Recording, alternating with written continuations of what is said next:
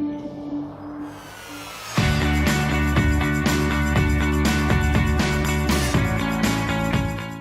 everybody, The Great Escape here, and welcome to another episode on our Minecraft testing world. Today we're going to be building a witch farm. If you watched my latest console-approved episode, you saw that we tested out Ilmango's witch farm design, which does work on the console with some minor adjustments and changes that you might need to make. But I thought I would share my own personal design that I've used before on the PS4, so we know this is 100% eligible on the PS4, and based on the mechanics of this design, it should work on any edition of the game, regardless of, differences in Redstone and things like that, because these rely on very basic mechanics of the game and don't require any fancy Redstone. As you might have seen with the Ilmango design, some of those things don't necessarily work out for the Minecraft, the PS4 edition, or even maybe on the Bedrock edition. So today, if you're interested, we're building on a new creative world. This seed is very interesting, and I'll show you as soon as we get in there why. But I picked it because there's a witch hut very, very close to spawn. So we'll go in just a second to do that. But if you're interested, this is the seed that we'll be working in today, so you can kind of follow along.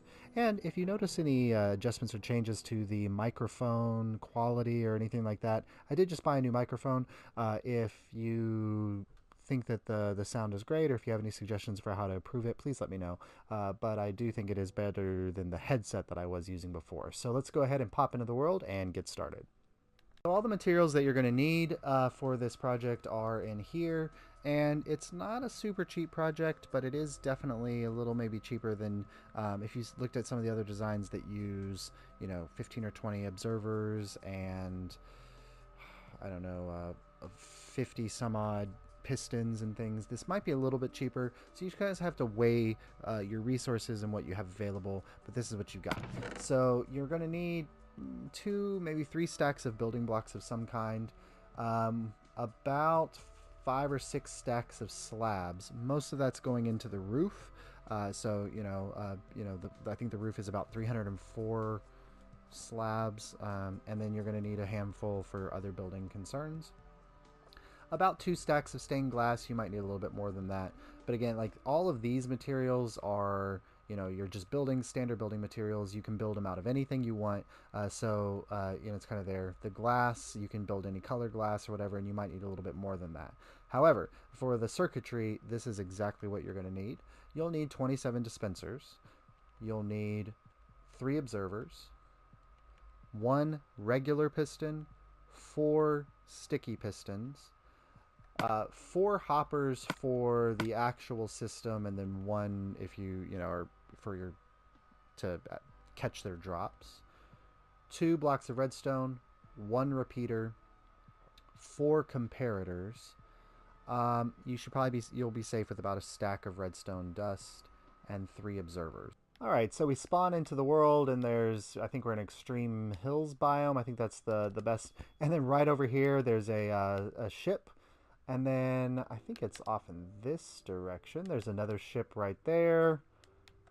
And if I've flown the right direction, there we go. There's our witch farm. So we spawned in right over there on that little piece of land, and just about, 500 blocks away, maybe 200 blocks away, we get here. And listen, there's our little witch friend. And, oh, a cat.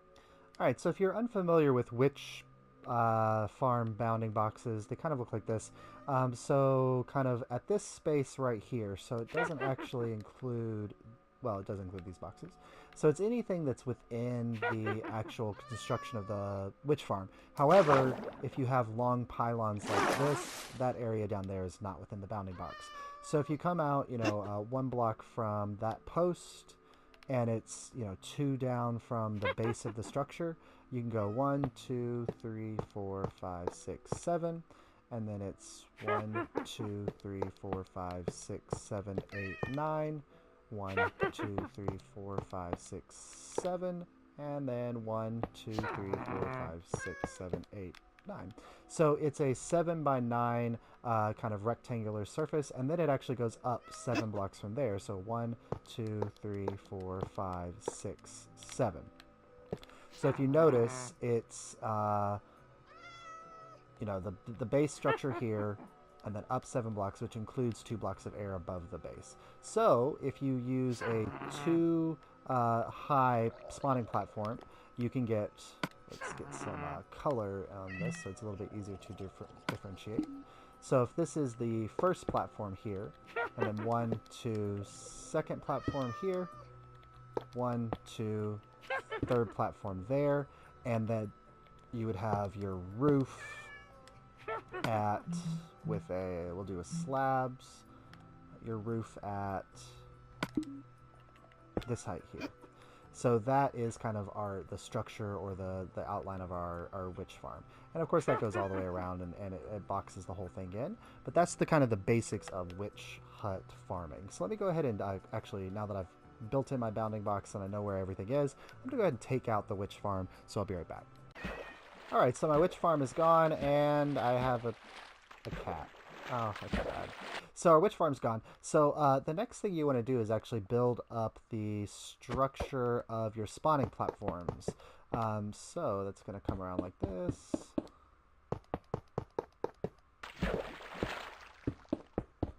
Like so. And then you'll fill that in, and then you'll do that on this level as well. And on this level as well. So let me go ahead and build those up, and I'll be right back. So now we've got our spawning platforms built up, and I have gone ahead and put in the roof. I'm making out of slabs, so I don't have to worry about anything spawning on it. But this isn't the full size of the roof. The roof will need to actually come out about 5 blocks. So 1, 2, 3, 4, 5. Well, 4, 5. Lord. In all directions, so kind of, 1, 2, 3, 4, 5, and on all sides. That way we get a kind of a darkness thing on here. So I'm going to go ahead and build up the roof, and we're going to start testing to see if we've got everything in place, because we should start getting witches to spawn. So as you can see, I've got my roof in place, and I've gone up about, I don't know, like 100 blocks in the air, just to test. And so we'll see if we get any witches spawning there. Now obviously, again, competing with other things spawning in the area, but we should get at least 1 witch to spawn. Okay, so we had 1 witch spawn on the bottom platform, and she ran off. And just a little test earlier, I had 1 witch spawn on the top. So we know that these are spawnable platforms, but as you can hear, probably, there are drowned around, so that's definitely cutting into the spawning cap. And I've got, a platform built up there. Now, all right, so the next step. So obviously with, witches spawning and things, you're going to run into issues. So if you want to wait to put the roof on, you can absolutely wait to do that until towards the end. But the next thing you want to do is grab up some glass. And I'm going to go with lime. I guess lime because it's a swamp, or magenta because they're witches. Let's just go with lime. And what you want to build is kind of a case around the farm, like so. Now, you obviously don't need to have the glass on these sides if you don't want. You can kind of build it like this if you want to save on glass. But you will need that this one row of glass back here. On all 3 levels, like so. And then when you get to the front, you're going to want to come out 1 extra block like that, so you're leaving a space like that.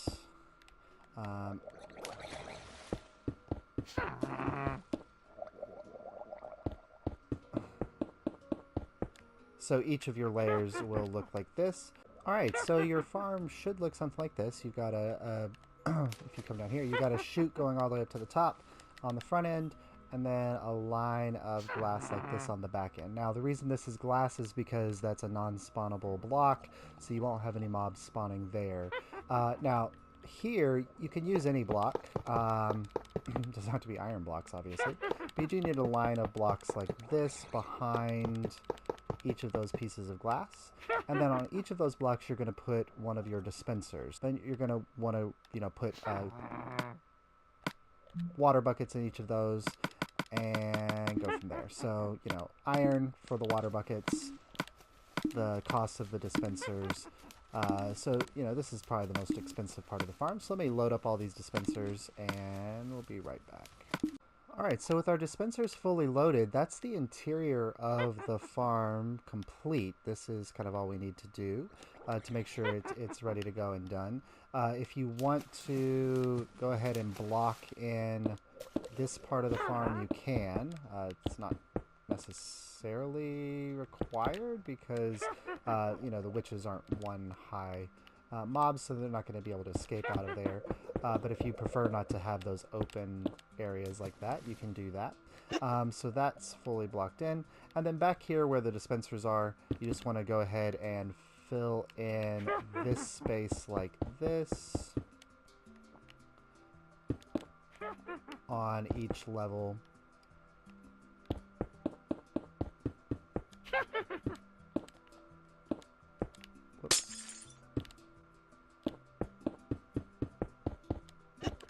Like so. And now your farm... Sorry, my dog's barking. And now the farm is completely in place. Now, if you prefer to have the glass all the way up, you're more than welcome to do that and things. But the interior of the farm is now 100% complete. The next thing we want to move on to is the actual redstone components. So you can go ahead and grab those redstone resources, and I'm going to put those in my inventory, and then we'll get started on the actual building. So first up, on the top of every single one of your dispensers, go ahead and run a line of redstone like so that they are all going to be powered. If you're building along with me, obviously, you can't go back and do this, but if you're just watching before you build, you could go ahead and put these, the redstone on while you're placing the dispensers, and that might make it a little bit easier for you to do so.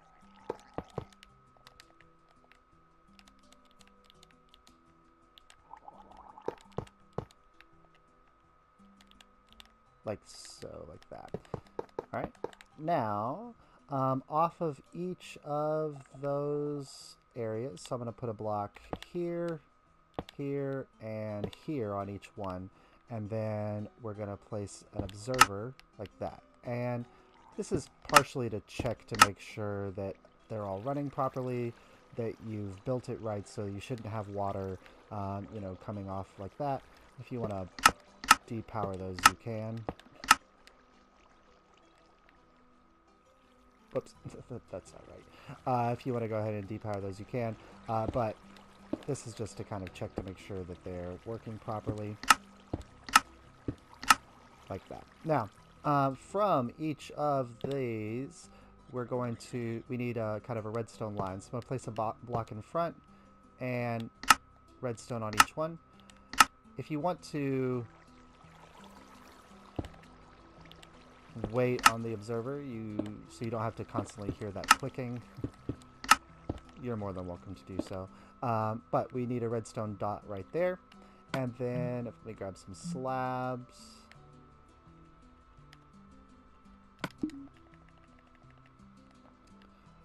We want to run a redstone line up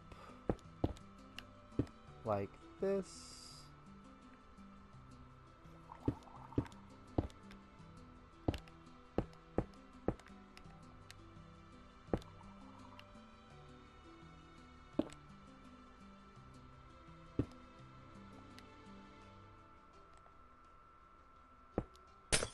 Oops.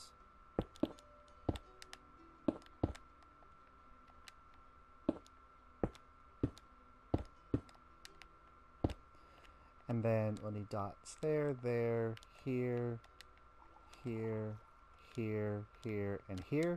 And then just on this one level here, you're going to need to add an extra slab. Oh no, that hit it. That's good. All right, so let me replace this glass. All right. So now all of these are hooked up, and we're not going to run into any problems with redstone because that's 1, 2, 3, 4, 5, 6, 7, and then we've got the observers out on the other side. Now, all right, so once you've got all of the redstone dust on there and you've built up your tower, the next thing we need to do is actually build the system that's going to make this function. So let's get the materials that we need for our hopper clock. Repeater, comparator,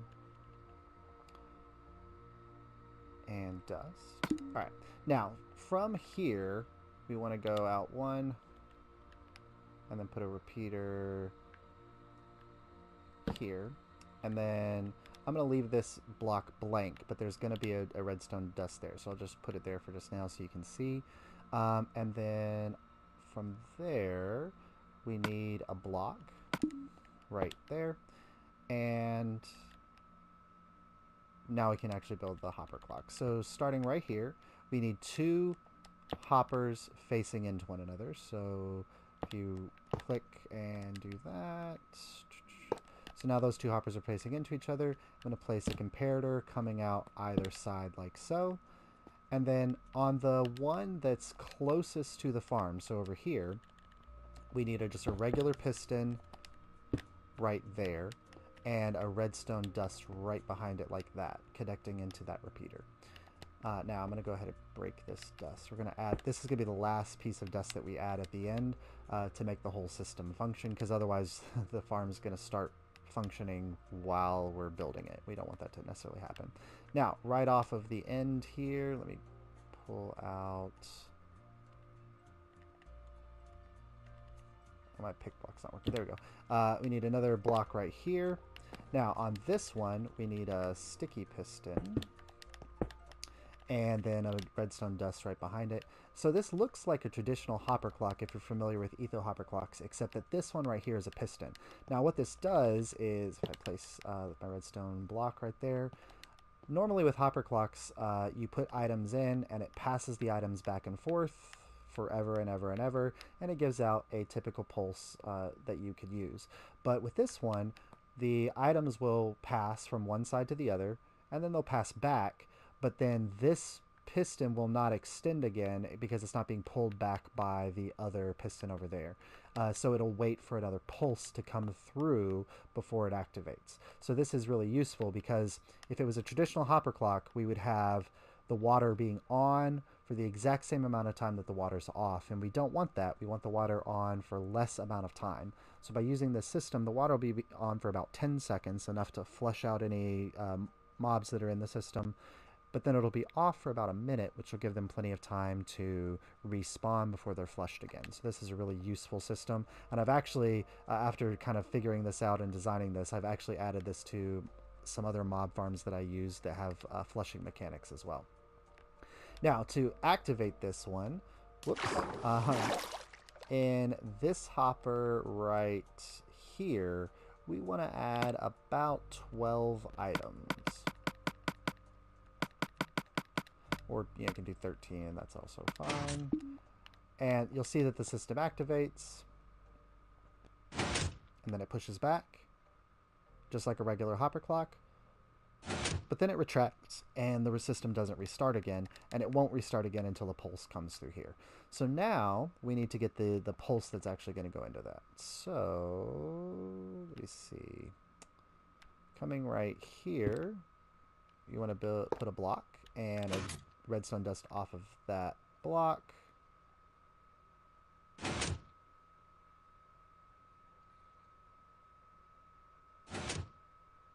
Like so. And then from there, we want to go out 1, 2, 3, and then place another block, and we'll go boom, boom, boom. The system's going to keep activating. And then on top of that redstone right there, we want to put a sticky piston with a block on it. And then behind that sticky piston, some redstone dust like this. And what this is creating is something that's going to cut a signal as you come across. And now we're going to build an actual etho hopper clock, which is going to time the whole thing out. So let me... like that, and like that. Now, so we're building another etho hopper clock right here. So hopper pointing into another hopper like that. On either side, a comparator going into a block. And then sticky piston. Whoops. Sticky piston, sticky piston. and redstone block right here, and then dot, dot, and this is now complete. So let me go ahead and I'm going to pop this piece of dust right there. Now, in this hopper clock, we want it to be to give out a pulse length of about a minute. So what you need to put into the hopper clock is about 64 items plus, whoops, let's see, 64 plus maybe 16. And it doesn't really matter which side you put it in, but go ahead and load all those items in, and you'll see, boop, click. And now this one's going to deactivate in just a second.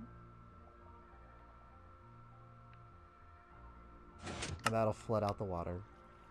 But, so that was only about 10 seconds. But then it's going to be about a minute and 10 seconds or so before we get any more water, again, coming through the system. So this is a really simple, easy build. Or system you could use if you need variable pulses. So instead of having two consistent pulses, you have, you know, one pulse that's much shorter than, so it's on for a much shorter length of time than it's off. Or you could, you know, flip it or reverse it and kind of have it on for longer, or yeah, on for longer than it's off, or however you want to do that. But this is the completed system right here. What you'll need next is, how are you going to kill all of your witches? And the easiest way to do that is going to be to drop them. So let me go ahead and I'm going to build up a perimeter around the witch farm. And you can either do it in line with the glass. It's actually probably easier to do it in line with the glass. Let me come over one more block.